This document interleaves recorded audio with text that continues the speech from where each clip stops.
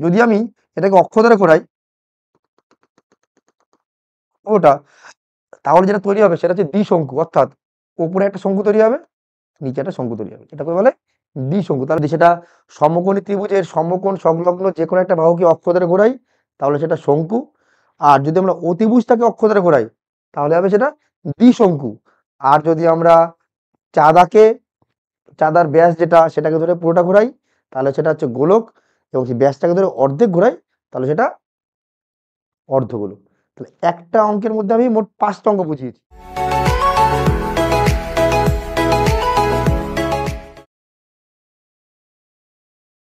Hello, welcome back to Pi Academy. আমি তোমাদের প্রিয় দেবনাথ স্যার। আজকে আমি তোমাদের ক্লাস 10-এর এবিটিএ থেকে একটা পেজ সলভ করাবো। আর সবাই জানো যে আমরা ক্লাস 10-এর আগের দিন একটা পেজ সলভ করিয়েছিলাম, সেটা খুব সম্ভব পেজ নম্বর 18। আর আজকে আমি তোমাদের পেজ নম্বর 53, মানে 53 নম্বর পেজটার এমসিকিউ এমসিকিউ আর হচ্ছে তোমার সত্য মিথ্যা এবং ফিল ইন দ্য ব্ল্যাঙ্কস, এগুলো আমরা করাবো। যারা আমার ভিডিওটা আজকে প্রথম দেখছো তারা অবশ্যই আমার চ্যানেলটিকে সাবস্ক্রাইব করে রাখো এবং ভিডিওগুলোতে অবশ্যই কমেন্ট করো, লাইক করো এবং বন্ধুদের কাছে শেয়ার করো। আমরা এরপর আস্তে আস্তে 1 নম্বরেগুলো করাচ্ছি, এরপর আমরা 2 নম্বরগুলো করাবো, তারপরে আমরা প্রয়োগ, তাছাড়াও আরও বৃত্তান্ত অনেক কিছুই করাবো।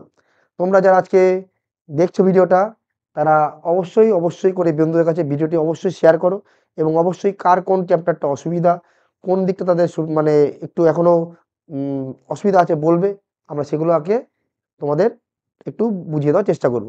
এবং খুব শীঘ্রই আমি কোন কোন চ্যাপ্টার থেকে কোন কোন অঙ্কগুলো খুব ইম্পর্টেন্ট সেটা নিয়ে একটা ভিডিও করব, এবং সেটা তোমরা ফলো করতে থাকো।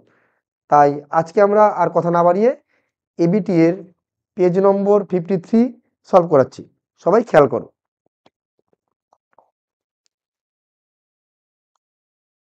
দেখো, পেজ নম্বর 53 প্রথম যে অঙ্কটা বলেছে, প্রতি বছর নির্দিষ্ট শতকরা হারে পরিবর্তিত হয়ে বর্তমানে একটি অঞ্চলের পরিযায়ী শ্রমিকের সংখ্যা 5,000 ইন্টু এত।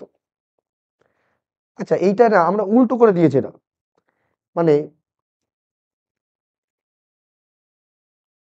কোনো একটা এলাকায় কিছু সংখ্যক লোক ছিল, সেটার থেকে বেড়েছে না কমেছে কিচ্ছু বলেনি। প্রতি বছর লোক কি বাড়ছে না কমছে কিচ্ছু বলেনি। ওরা বলেছে প্রতি বছর নির্দিষ্ট শতকরা হারে পরিবর্তিত, সেটা বাড়ছে না কমছে বলেনি। একটি অঞ্চলের পরিযায়ী শ্রমিকের সংখ্যা এত। আচ্ছা, এই জায়গাটাকে দেখো তো, খেয়াল করো তো, আমরা যদি 5,000 ইন্টু এই 11/10 এটাকে লিখতে পারি আমরা, মানে 11/10 এটাকে লিখতে পারি আমরা 1/1/10। আবার 1/1/10টাকে লিখতে পারি আমরা 10/100, তাই তো? কারণটা কি? কারণ আমরা আমাদের যে সূত্রটা আছে তোমার,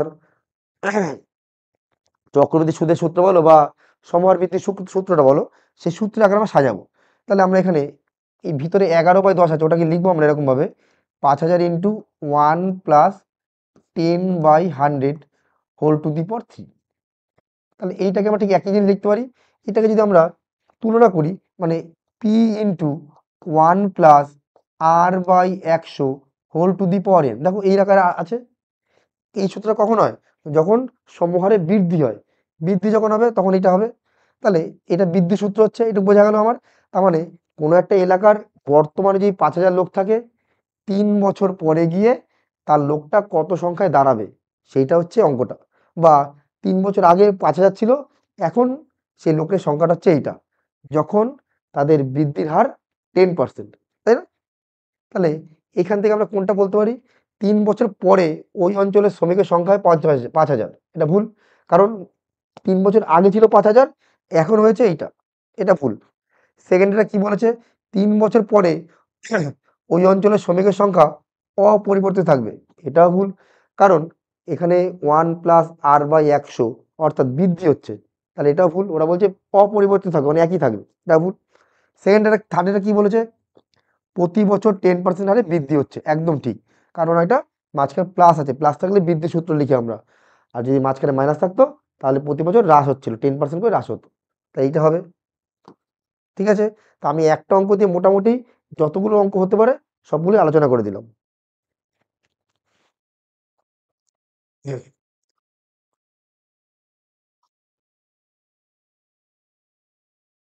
ঠান্ডা লেগে গলার অবস্থা এমন হয়েছে, মানে বাপরে বাপ।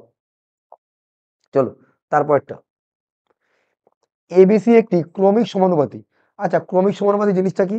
যদি এবিসি ক্রমিক সমানুপাতি হয়, এ বি সি আর যদি ক্রমিক সমানুপাতি হয়, তাহলে এ বাই বি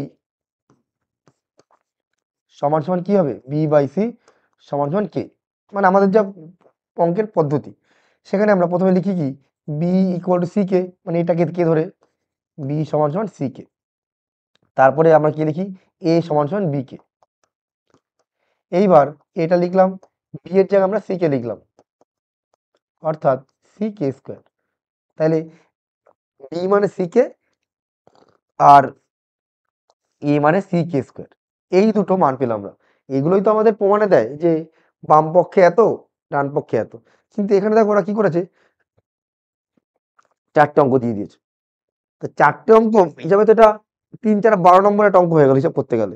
মানে এক একটা অঙ্ক আমরা এরকম দেয়, ওই ভেদ ভেদ বলছি তোমার অনুপাত সমানুপাতে 3টে অঙ্ক দেবে, একটা অঙ্ক দেবে 3 নম্বর করে থাকবে। কিন্তু এখানে 4টে অঙ্ক দিয়েছে, মধ্যে কোনটি সত্য, ও কোনটি সত্য নয় বলেছে আবার, সরি। তাহলে তোমাকে সবগুলো চেক করে করে দেখতে হবে, বুঝতে পারছো? ঠিক আছে, মানে এই মানগুলো বাম পাশে এবং ডান পাশে বসে তোমাকে চেক করে করে দেখতে হবে কোনটা সত্য কোনটা সত্য নয়। এমসিকিউ তো দেওয়া উচিত নয়, কিন্তু এর জন্য একটা শর্টকাট মেথড আছে। যেমন ধরো এখানে কি আছে, এবিসি ক্রমিক সমানুপাতি। এটা তোমরা আরো ভালো বুঝতে পারবে ক্লাস 2 মানে ক্লাস 11-এ গিয়ে। ঠিক আছে, ক্রমিক সমানুপাতি। তাহলে আমি সংখ্যাটা এরকম ধরছি, 1, 2 আর 4। মানে ক্রমিক সমানুপাতি দেখো, 2/1 করলেও 1, 2, 4/2 করলেও 2। ক্রমিক সমানুপাতি মানে একই সংখ্যা দিয়ে গুণ করতে করতে যেতে হবে।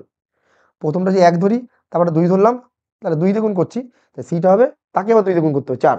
মানে যেহেতু এরকম একটা অঙ্ক দিয়েছে, এটা তোমাদের মেনলি 3 নম্বর অঙ্ক, এক একটা করে অঙ্ক দেয়, এখানে দিয়েছে কিছু করার নেই। তাই এমসিকিউতে শর্টকাটে করার জন্য এইটা ধরলাম আমি, 1, 2 আর 4। এই মানটা তুমি এতে বসাবে, বাম পাশে ডান পাশে দেখবে সেম আসছে কিনা। যদি আমি এতে বসাই, এর মানটা কত জানি 1, বির মানটা কত জানি 2, তাহলে 1 বিয়োগ 2 দুগুণী 4 হলো, মানে -3 একবার করলে। এখানে হচ্ছে সি স্কোয়ার, সি মানে কত 4, 4 4 16। আবার ডি কোথা থেকে আসলো, তাহলে কি আমি ভুল পাতানো ছিল, কোনটি সত্য নয়? আচ্ছা, এখানে ডি আছে বুঝলে, আমি এখানে ডি লেখা নেই কোশ্চেনটাতে, তাহলে হয়তো এখানে ডি ছিল। ঠিক আছে, এখানে ডিটা পাতানো নেই, তার মানে এখানে 4টে সংখ্যা যদি হয়, তাহলে এখানে আমরা, তাহলে একের পর একে 2 দিয়ে গুণ করলাম 2, 2কে 4, 2কে আবার গুণ করলাম 4, 4 দুগুণে আবার তাহলে 8 করতে হবে। ঠিক আছে, আবার ক্রমিক সমানুপাতে একই রকম ভাবে আসে এখানে। তাহলে এখানে সি স্কোয়ার মানে জি স্কোয়ার, সি স্কোয়ার মানে জি স্কোয়ার, 4 4 16 মাইনাস 8 8 64, মানে তোমার কত আসছে, তোমার -48। এটা করলে কত আসছে বাঁ পাশে, 50 144। এবার ডান দিকে দেখি কত, বি স্কোয়ার মানে সি স্কোয়ার, বি স্কোয়ার মানে কত 2 দুগুণী 4, আর সি স্কোয়ার মানে 4 4 16, তাহলে 12 -12 তার স্কোয়ার করলে 144। তার মানে এটা সত্য। ঠিক আছে, আবার একই রকম করে তোমরা এখানে বসাও, বি মাইনাস সি তার স্কোয়ার, বি মাইনাস সি 2 বিয়োগ 1 তার স্কোয়ার করলে 1, প্লাস সি মাইনাস এ, সি মাইনাস এ মানে 3, 3 3 9, বি মাইনাস ডি 8 বিয়োগ 2, 8 বিয়োগ 2 করলে 6, 6 6 36, 36 আর 10 46 আসছে বাঁ পাশে। ডান পাশে কি আসছে দেখো তো, A minus D,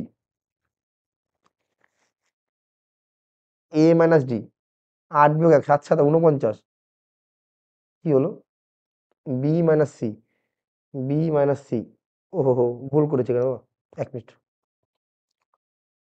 B minus C ছিল না, এ দেখেছি। বি মাইনাস সি করলে কত হয়, 4 বিয়োগ 2 মানে 2, 2 দুগুণী 4। তারপরে সি মাইনাস এ, সি মাইনাস এ 2, সি মাইনাস এ 4 বিয়োগ 1 3, 3 3 9। তারপরে আসছে কত, B minus D, B minus D 6 6 6 36, 36 আর 49, হ্যাঁ এবার ডান দিকে দেখো A minus D, A minus D 1 বিয়োগ 8 মাইনাস 7 49, তার মানে এটা সত্য। ওরা বলছে কোনটা মিথ্যা, মানে একটা মানে খুবই এটা বাজে অঙ্ক দিয়েছে, মানে এটা 1 নম্বরের জন্য কোনোভাবেই সম্ভব না করানো, মানে এটা টাইম খাবে। এবার এ আর বি হয়ে গেছে, সিটাকে টেস্ট করে দেখি। সিটা কি বলেছে, এ প্লাস বি, 2 আর 1 3, C plus D, C plus D 8 আর 4 12, ডি প্লাস এ 8 আর 1 9, তাহলে কত হবে 9 12 108, 108কে 3 দিয়ে গুণ করলে 324। আর ডান দিকে কি আসছে এ বি, এ বি মানে 2 অক্ষে 2 যোগ বিসি 4 দুগুনি 8, সিডি 8 অক্ষে 8, না সিডি মানে 4টা 32, 32 40 42, তাহলে তো এটা মিললো না, তার মানে এটা হচ্ছে গিয়ে অ্যান্সারটা মিলবে না, মানে এটা হচ্ছে ওদের হিসাবে কোনটি সত্য নয়, তাহলে অ্যান্সার হচ্ছে এইটা। বোঝা গেল? মানে এটা খুবই একটা বাজে অঙ্ক, এটা এই মুহূর্তে মানে এক এটা এই যে প্রসেসটা শেখালাম এটা উচিত না তোমাদের করা, কারণ এটা একটা ট্রিকি প্রসেস, মানে চাকরির জন্য বলো বা কোনো একটা কম্পিটিটিভ পরীক্ষা বলো সেটার জন্য ঠিক আছে, কিন্তু লিগ্যাল মেথডে এটা করা উচিত না। ঠিক আছে, এখন বাধ্য হয়ে এটা শেখালাম।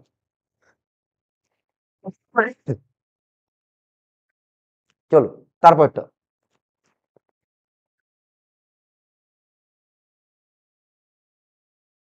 এক মিনিট দেখি কালার ঠিক আছে কিনা। ঠিক আছে।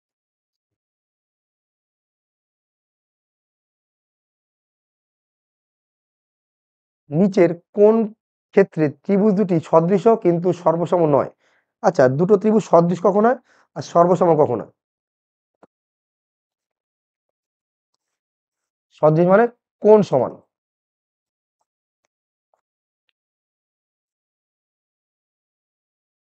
দুটো ত্রিভুজ সদৃশ যখন হবে তাদের কোণের মানগুলো সমান হবে দুটো ত্রিভুজের, কিন্তু সর্বসম এদের সব সমান,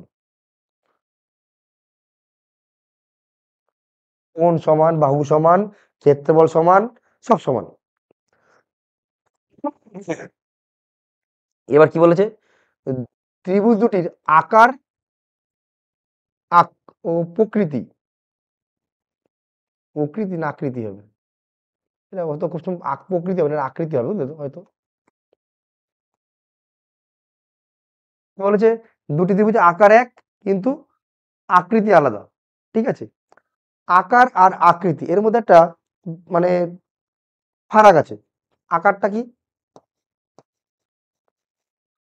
আর আকৃতিটা কি? আকার হচ্ছে পরিমাপ করা যাবে, দৈর্ঘ্য, প্রস্থ, উচ্চতা, আয়তন, ক্ষেত্রফল, এগুলো হচ্ছে আকার। আকার কি, যেগুলো পরিমাপ করা যায়, দৈর্ঘ্য,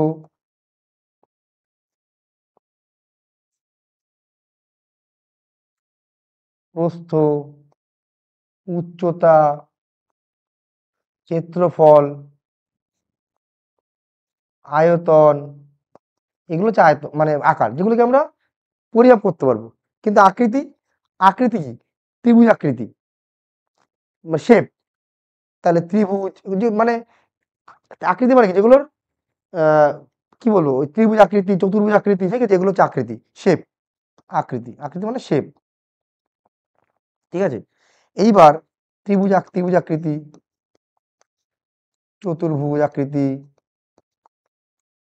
পঞ্চভুজ আকৃতি, এরকম আর কি। আমায় কি বলেছে, আহ ত্রিভুজ দুটির আকার এক, তাহলে দৈর্ঘ্য, প্রস্থ, সব ক্ষেত্রফল সবকিছু এক হবে। আমি কি জানি, যখন দুটো ত্রিভুজ, ওরা বলে সদৃশ হতে হবে কিন্তু সর্বসম হওয়া যাবে না, তাহলে সদৃশ যদি হতে হয় তাহলে কোণ সমান হবে কিন্তু ক্ষেত্রফল কিন্তু সমান হবে না। তাই ওরা কি বলেছে, আকারটা এক মানে ক্ষেত্রফলটা এক হবে, মানে সমান হবে, তা তো না। ওরা বলেছে ক্ষেত্রফলটা সমান হবে, কিন্তু আগেই আমি জানি যে ক্ষেত্রফল সমান হবে সেটা তো সর্বসময় চলে যাবে, এটা হবে না। ত্রিভুজ দুটির আকৃতি এক মানে দুটোই ত্রিভুজ হবে কিন্তু আকার আলাদা, একদম ঠিক, আকার আলাদা মানে দুটোর ক্ষেত্র আলাদা, তাই না? তার কোনটা হবে অ্যান্সার, এটা।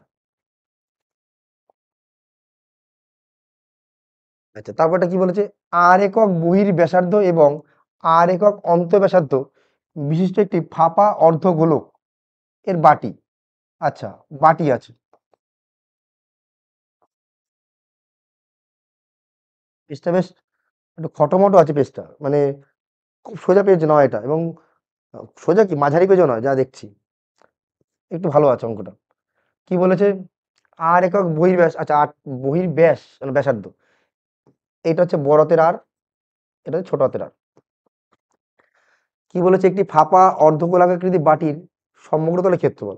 দেখো, আমি যদি একটা অর্ধগোলাকার বাটি নেই, তো বাটিটার মানে সমগ্র তল বলতে বাইরের দিকে একটা ক্ষেত্রফল আছে, ভেতরে একটা ক্ষেত্রফল আছে, আর মুখের দিকে একটা চাকতি আকার আছে। তিনটে ক্ষেত্রফল যোগ করতে হবে। তাহলে বাইরের দিকে যে ক্ষেত্রফলটা, সেটা হচ্ছে একটা গোলকের যা ক্ষেত্রফল হয় তার হাফ। একটা গোলকের ক্ষেত্রফল কত? 4 পাই বড় হাতের আর স্কোয়ার, এটা হবে তার অর্ধেক, মানে 2 পাই বড় হাতের আর স্কোয়ার। এটা বাইরের দিকটা পেলাম। ভেতরের দিকটা যদি পাই আমি, সেটা হচ্ছে 2 পাই ছোট হাতের আর স্কোয়ার প্লাস, এবার যে চাকতি মানে মুখের যে বৃত্তাকার জায়গাটা আছে, মানে এই জায়গাটা মুখটায় বাটির, তাই এটা আবার কি করে পাবো?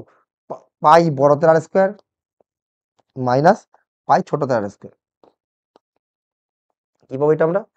পাই বড় হাতের আর স্কোয়ার মাইনাস ছোট হাতের আর স্কোয়ার, তাই না? এইবার এই প্রথম দুটো থেকে আমি কি কমন যেতে পারবো? 2 পাই কমন নিতে পারবো। ও একবারই তো করছি দাদা। 2 পাই আর স্কোয়ার, এটা পাই 3টে পাই আর স্কোয়ার, 3 কমন যাবে, পাই আর স্কোয়ার মাইনাস পাই ছোট হাতের আর স্কোয়ার। তার মানে ওরা কিরকম লিখেছে ওরা? এই তো এইটা, অপশন ডি, 3 পাই কমন নিয়ে নাও, বড় হাতের আর স্কোয়ার মাইনাস ছোট হাতের আর স্কোয়ার। বেশ ভালো।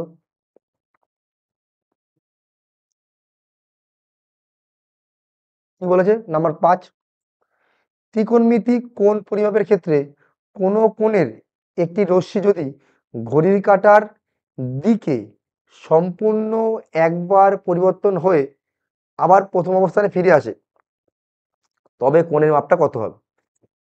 আচ্ছা, বেশ ভালো, বেশ ভালো অঙ্ক দিয়েছে। ত্রিকোণমিতিক কোণ পরিমাপ ঘড়ির কাঁটার দিকে। দেখো, এই তো ঘড়ি, ঘড়ির কাঁটার দিকে যদি কোনো কোণ ঘোরে, তাহলে সেটাকে বলে মাইনাস। আর ঘড়ির কাঁটার বিপরীত দিকে যদি ঘোরে, মানে এদিক যদি ঘোরে, তাহলে সেটা প্লাস কোণ হবে, প্লাস থিটা। এদিক ঘুরলে প্লাস থিটা, এদিক ঘুরলে হচ্ছে তার মাইনাস থিটা।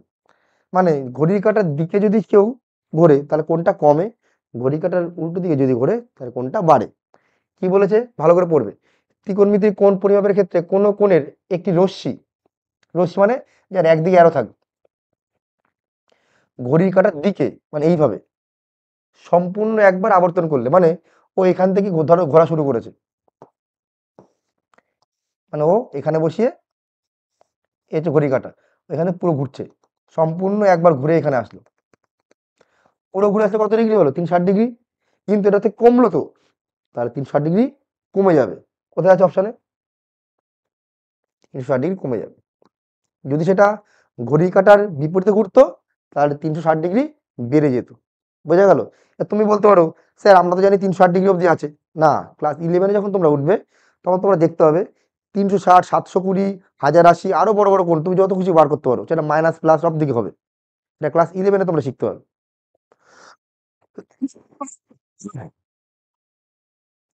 নাম্বার 6, কি বলেছে? শ্রেণীতে প্রথম 15 জনের গড় বয়স এত এবং পরবর্তী 20 জনের গড় বয়স এত, ওই 35 জনের গড় বয়স কত? আচ্ছা, খুবই সোজা। তাহলে আমরা কি করব? মোট মানে এক দুটো পার্ট আছে, এক জায়গায় আছে 15 জন, এক জায়গায় আছে তোমার 20 জন। তাহলে 15 জনে আমরা মোট বয়স বার করব, 20 জনে আমরা মোট বয়স বার করব। এই দুটো বয়সকে যোগ করব বাই মোট জনসংখ্যা। তাহলে 20 জনের 15 জনের মোট বয়স কত হবে? 15 × x বার, x1 বার। 20 জনের মোট বয়স কত হবে? 20 × x2 বার। এটা করে আমরা কি পেলাম? মোট 35 জনের মোট বয়স। আমার তো জনসংখ্যা 35 জন, কারণ এখানে 15 জন, এখানে 20 জন। একে যদি আমি 35 ভাগ করে দিই, তাহলে মোট 35 জনের গড় বয়সটা পেয়ে গেলাম। হয়ে গেল। কোথায় আছে দেখো তো? কি হলো? ও এই যে এইটা দিয়েছে বাবা, ওরা 35 লিখে 15 + 20 লিখেছে, আমি এখনই ভয় পাচ্ছিলাম মিলছে না কেন। 15x1 bar plus 20x2 bar by 35, মানে 15 প্লাস 20। সবাই একটু জানাবে যে তোমাদের কেমন লাগছে ভিডিওটা, ঠিক আছে? তোমাদের লাইক কমেন্ট শেয়ারের উপরে নির্ভর করছে আমার যে ভিডিও করার একটা জোশ যে দরকার, ঠিক আছে?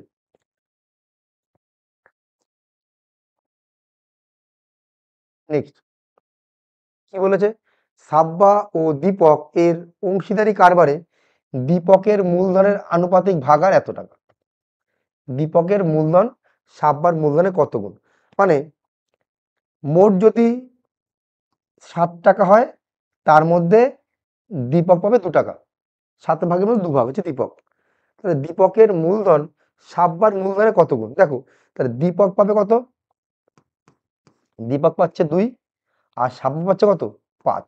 তাহলে 5 আর 2 7 ভাগ, 7 ভাগের মধ্যে ও পাচ্ছে 2 ভাগ, তাহলে বাকি ভাগটা কে পাবে, সাব্বা। কি বলেছে, সাব্বার মূলধনের কত গুণ, ঠিক ঠিক আছে তো?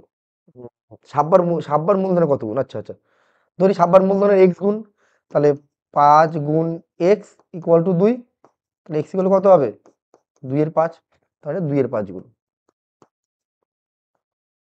দীপকের মূলধনটা সাব্বার মূলধনের 2 এর 5 গুণ। আবারটা কি বলেছে, এক্স ও ওয়াই দুটি চল এবং তাদের সম্পর্কিত মানগুলো হলো, কেমন হলো?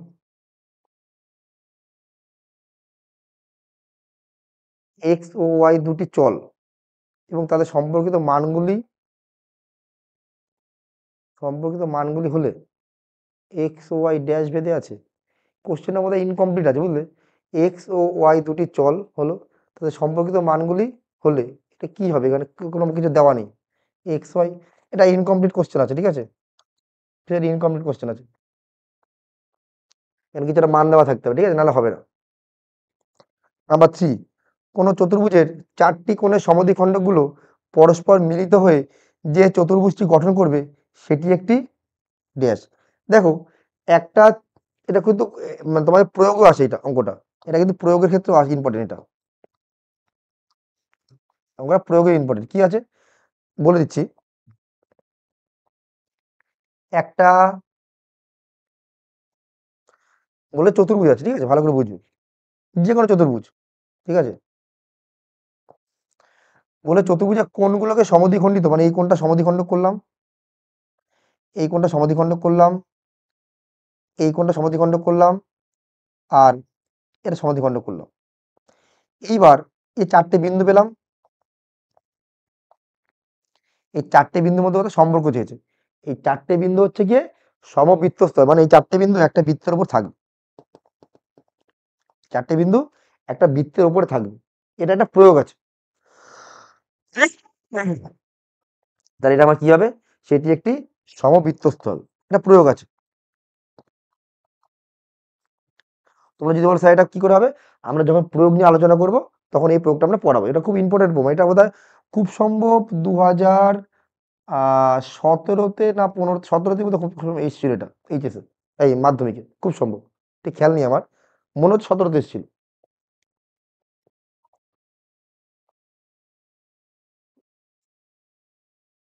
কি বলেছে, একটা আয়তক্ষেত্রাকার টুকরের দৈর্ঘ্যকে অক্ষ ধরে অক্ষের চারিপাশে টুকরোটিকে একবার প্রদক্ষিণ করা হলে সেটি কি তৈরি হবে, বাহ ভালো অঙ্ক।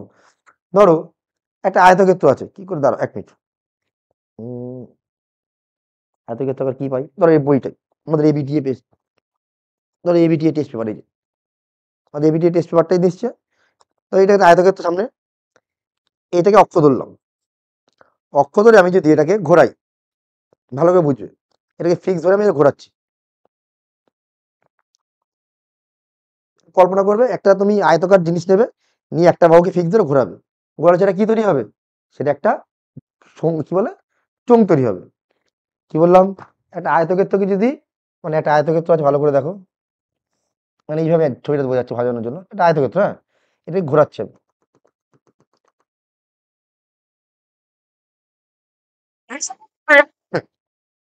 এই বাহুটাকে ফিক্স ধরে ঘোরালাম, তো ঘোরালে যে জায়গা জিনিসটা তৈরি হবে সেটা একটা কি হবে, চোঙ তৈরি হবে, এটা হচ্ছে চোঙ হবে। তাহলে আয়তক্ষেত্র থেকে চোখ কি তৈরি হবে? চোঙ। এমনি যদি সেটা একটা চাঁদা হয়, এই চাঁদাকে যদি আমি এই যে ব্যাসটাকে যদি ধরে আমি একটা ঘোরাই, তাহলে এটাও কি হবে? গোলক। যদি সেটা সম্পূর্ণ পুরো ঘুরে আসে, টোটাল যদি এটা ঘুরে আসে, তাহলে সেটা মানে পুরোটা ঘুরবে এরকম, তাহলে সেটা গোলক হবে। আর যদি সে অর্ধেক ঘোরে, তাহলে সেটা অর্ধগোলক হবে। মনে যাওয়ার থাকে, ঠিক আছে? যদি অর্ধেক ঘোরে তাহলে সেটা অর্ধগোলক হবে। আর যদি একটা সমকোণী ত্রিভুজকে আমরা সমকোণী ত্রিভুজকে এই সমকোণ সংলগ্ন কোনো একটি বাহুকে অক্ষ ধরে যদি পুরোটা ঘোরাই, তাহলে সেটা কি হবে? শঙ্কু তৈরি হবে। তাহলে এই একটা অঙ্ককে আমি তিনটে অঙ্কে তিনটে অঙ্ক বোঝালাম, একটা অঙ্ক দিয়ে 4টে অঙ্ক বোঝালাম। যদি সেটা আয়তক্ষেত্র হয়, তাহলে সেটা যদি আয়তক্ষেত্রে একটা বাহুকে ধরে যদি পুরো ঘোরানো হয়, তাহলে সেটা তৈরি হবে চোঙ। যদি সেটা একটা চাঁদা হয়, চাঁদাকে যদি আমরা পুরো এক ঘোরাই, তাহলে সেটা হচ্ছে তোমার গোলক। আর অর্ধেক ঘোরালে সেটা হচ্ছে অর্ধগোলক। তেমনি শঙ্কুর যদি কোনো সমকোণ সংলগ্ন বাহু হয়, তাহলে পুরোটা ঘোরালে সেটা শঙ্কু। আবার শুনে নাও, এটা যদি সমকোণটাকে এখানে না রেখে যদি এটাকে আমরা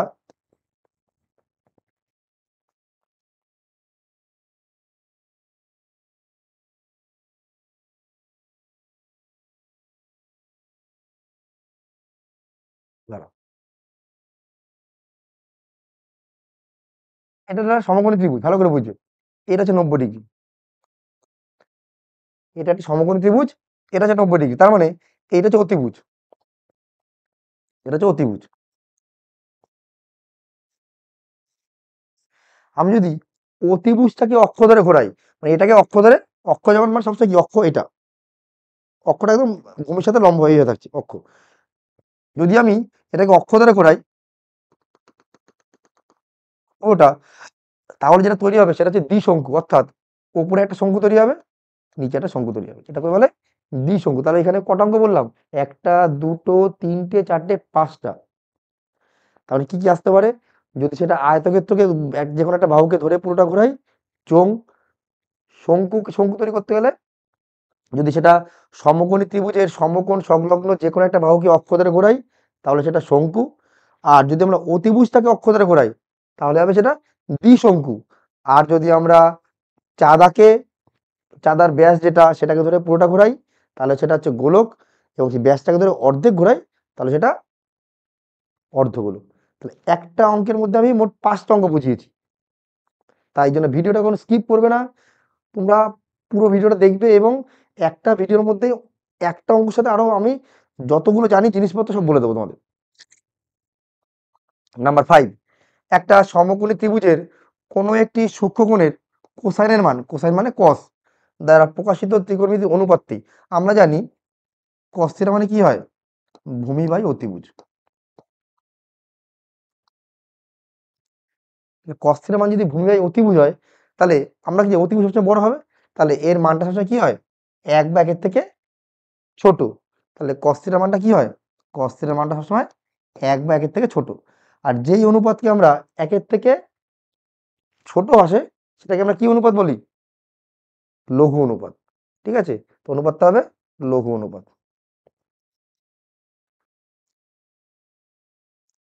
সেটা 1 হয়ে গেলে সেটা কি বলি আবার? সামান্যুপাত। 1 থেকে বড় হলে সেটা কি বলি আমরা? গুরু অনুপাত। নাম্বার 6, পাড়ার একটি ক্রিকেট খেলায় 5 জন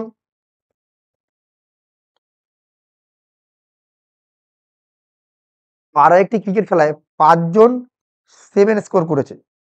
তার মানে 1, 2, 3, 4, 5, 5 জন 7 স্কোর করেছে। 4 জন করেছে 15, 4 জন করেছে 15, তা 15 4 লিখতে হবে।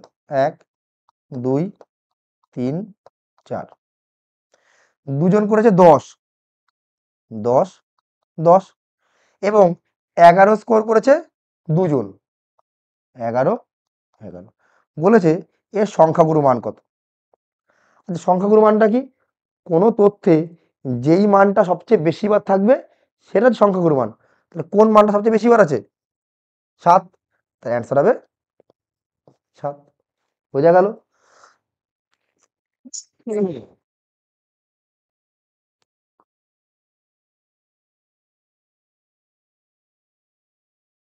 এবার আসছে আমার সত্য মিথ্যা।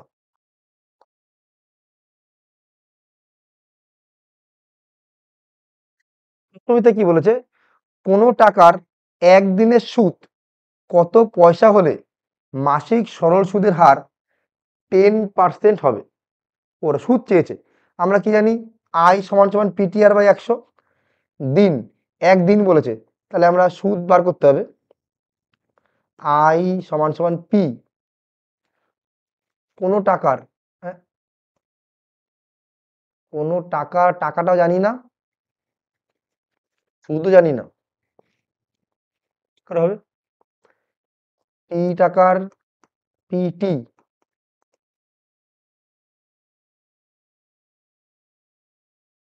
পঁয়ষট্টি, sorry, 1/365, PT R R by 100,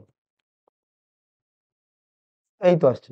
পির মান তো জানি না, তা সুদটা কি করে বার করবো? এটা মিথ্যা হবে। কিছু মানে প্রশ্নটাই ঠিকঠাক দেওয়া নেই, তো মিথ্যা হবে, ফলস।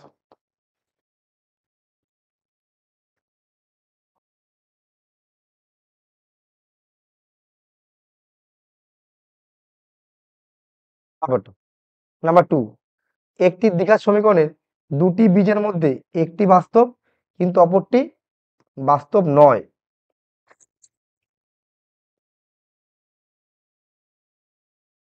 আচ্ছা, এইটা না, আহ, এটা দুরকম ভাবে দুরকম জিনিস আসতো। তোমাদের যা জিনিস তাতে একরকম চিন্তা ভাবনা আসবে, আর যদি সেটা ক্লাস 11 ধরে করি তাহলে কিন্তু আলাদা জিনিস আসবে। একটি দ্বিঘাত সমীকরণের দুটি বীজের মধ্যে একটি বাস্তব কিন্তু অপরটি বাস্তব নয়। তোমরা যেহেতু ক্লাস 10-এ পড়ো, তাতে তোমাদের আসলে দুটোই বাস্তব আসবে বা দুটোই কাল্পনিক আসবে, যেরকম আসবে, কিন্তু একই সাথে বাস্তব একই সাথে কাল্পনিক তোমাদের আসবে না। ঠিক আছে? এইটা তার মানে এটা মিথ্যে হবে, তোমাদের ক্ষেত্রে মিথ্যে হবে, কিন্তু এটা আসলে সত্য হয়। আসলে এটা সত্য হয়, কিন্তু তোমাদের ক্ষেত্রে এটা মিথ্যে ধরতে হবে।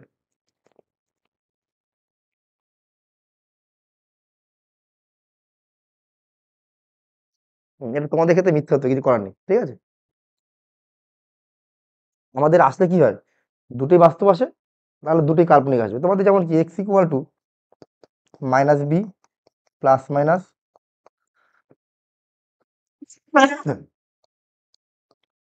এই তো আমাদের আসলে এই রুটের মধ্যে যদি প্লাস চলে আসে তাহলে দুটোই বাস্তব, রুটের মধ্যে নেগেটিভ চলে আসলে দুটোই কাল্পনিক, তাই না?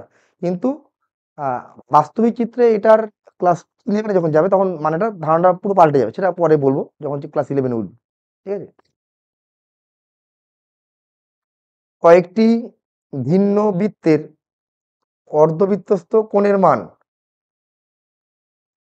সমান হলে বৃত্তগুলো অবশ্যই সর্বসম, বানানটা ভুল আছে, তার নির্দেশ।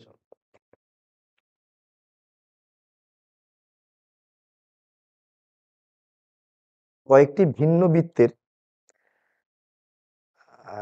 অর্ধবৃত্তস্থ কোণের মান সমান, অর্ধবৃত্ত কোণ সবারই সমান, সকল অর্ধবৃত্ত কোণের মানে 90 ডিগ্রি, অবশ্যই সর্বসম, সর্বসম হবে। না, এটা ঠিক নেই। সর্বসম চার চার তিনটে চতুর্ভুজ চতুর্ভুজ, এটা হবে না, এটা ভুল আছে। উম, অর্ধবৃত্ত কোণের কোণের মানে আকারটা সেম হতে হবে তো, বিভিন্ন বৃত্ত তো, না সর্বসম হবে না, এটা ফলস। কেন ফলস? কারণ দেখো, এই একটা বৃত্ত আছে, এই অর্ধবৃত্ত কোণ, আবার এটা বড় বৃত্ত আছে, তার অর্ধবৃত্ত কোণ। এই যে একটি বিভিন্ন অদৃশ্য কোণের সমান হলে বৃত্ত করি, তবে সর্বসম সমান কি আসছে? দুটো বৃত্ত ছোট বড় তো, হবে না, এটা ফলস। লম্ব বৃত্তাকার শঙ্কুর শীর্ষবিন্দু থেকে বৃত্তাকার ভূমির ওপর লম্ব অঙ্কন করা হলে তা ভূমিকে যে কোনো বিন্দুতে স্পর্শ করতে পারে। কি বলেছে? লম্ব বৃত্তাকার শঙ্কু বলেছে, শীর্ষবিন্দু থেকে বৃত্তাকার ভূমির ওপরে লম্ব অঙ্কন করলাম। তা ভূমির যে কোনো বিন্দুতে না, যে কোনো বিন্দু কি করে করবে?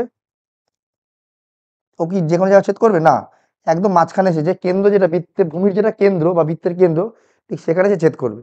যে কোনো বিন্দুতে স্পর্শ করতে পারবে না, এটা ভুল, কারণ এটাও ফলস। একমাত্র নিচে যে বৃত্ত থাকবে সেই বৃত্তের কেন্দ্রকে গিয়ে স্পর্শ করবে।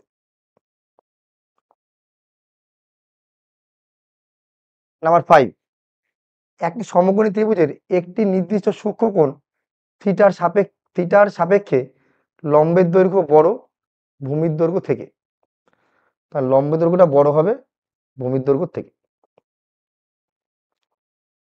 কোনটা 30 ডিগ্রি হতে পারে না?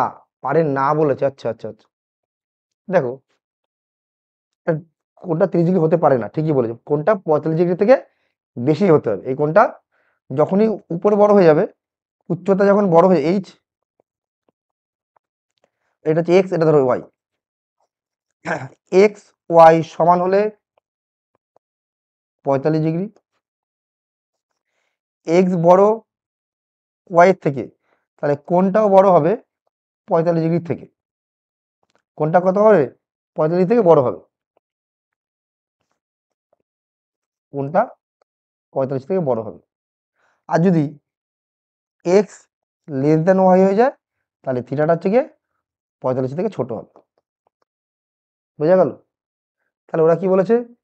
আহ, লম্বের দৈর্ঘ্য মানে এক্স এরটা ভূমির থেকে বড়, মানে এক্স গ্রেটার দেন ওয়াই, মানে এইটা হলে কি হবে? সেটা থিটাটা 45 থেকে বড় হবে।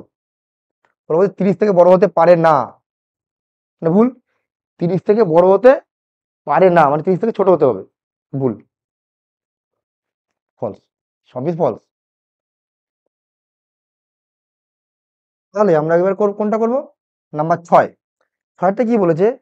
রাশিবিজ্ঞানে এত ইকুয়াল টু এন, এই আমরা সূত্র জানি কি, সামেশন অফ এফ আই, ছোট হাতে এটা ঠিক আছে, সামেশন অফ এফ আই, এটা যোগ করলে কিন্তু আমরা এনই পাই, তাই না? এই যে আমরা যখন তথ্য লিখতাম, এটা হচ্ছে এক্স, এটা এফ আই, এই যে যোগ করে যেটা পাবো, সেটা হচ্ছে আমাদের এখানে মোট কতগুলো পদ সংখ্যা আছে, অর্থাৎ এন, সেটা তার মানে এটা সত্য, অর্থাৎ ট্রু। ঠিক আছে, আজকে আমরা পেজ নম্বর 53, যে পেজটা ছিল বেশ ভালো অঙ্ক ছিল, বেশ ভালো, মানে রীতিমতো মাথা তোমাকে খাটাতে হবে। ঠিক আছে, আর এটা কিছু কিছু অঙ্ক আছে মানে সাধারণ বা মেধাবী মানে খুব মাঝারি স্টুডেন্টের জন্য পারবেই না তারা, ভালো অঙ্ক আছে। আজকে আমরা 53 নম্বর পেজটার 1 দাগ 2 দাগ 3 দাগের অঙ্কগুলো সব করলাম।